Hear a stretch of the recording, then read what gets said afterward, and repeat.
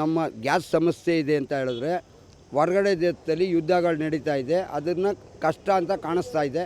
ಮೋದಿಯವರು ಹೇಳ್ತಾರೆ ನಮ್ಮ ಸರಾಗವಾಗಿ ಬರ್ತಾ ಇದೆ ಸರಕುಗಳೆಲ್ಲ, ತೊಂದರೆ ಆಗಲ್ಲ ಅಂತ ಅವ್ರು ಹೇಳ್ತಾರೆ. ಅದನ್ನು ನಾವು ತಾಳ್ಮೆಯಿಂದ ಕಾಯಬೇಕು. ಈಗ ಬಂಕು ಅಂದರೆ ಒಂದು 16 ಬಂಕ್ ಇರುತ್ತೆ, ಒಂದು ಕಡೆ ಎಲ್ಲ ಒಂದು ಕಡೆ ಸಿಕ್ಕುತ್ತೆ. ಇನ್ನು ನಮ್ಮಲ್ಲೂ ಏನಂದರೆ ನಮ್ಮನೇಲಿ ಗ್ಯಾಸ್ ಇದ್ದರೂ ಕೂಡ ನಾವೇ ತೊಗೊಂಡು ಬಂದು ಇನ್ನೂ ತುಂಬಿಸ್ಕೊಳ್ಳೋಣ ದುರಾಸೆಗಳು, ಈ ಕಳ್ಸಂತೆಗಳು ಬೇಕಾದಷ್ಟು ಥರನ ನಾವು ಹುಟ್ಟಿಸ್ಕೊತೀವಿ. ನಮ್ಮಲ್ಲೂ ತಪ್ಪಿರುತ್ತೆ, ಸರಾಗವಾಗಿ ಹೋಗಬೇಕು.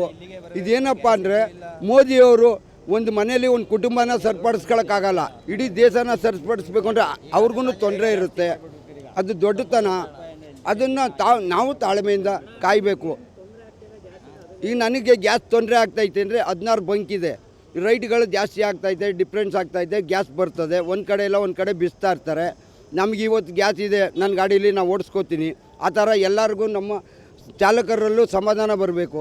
ಅದರಲ್ಲಿ ಏನಪ್ಪ ಅಂದರೆ ದುಡ್ಡನ್ನು ನಾವು ಪೈಪೋಟ್ ಮಾಡೋಕ್ಕಾಗಲ್ಲ, ನಾವು ದುಡ್ಡು ಜಾಸ್ತಿ ತೊಗೊಂಡು ಬಾಡಿಗೆ ಹೊಡಿಬೇಕಾಗುತ್ತೆ. ನಾಗರಿಕರಿಗೆ ತೊಂದರೆ ಆಗುತ್ತೆ ಸ್ವಾಮಿ ಇದು.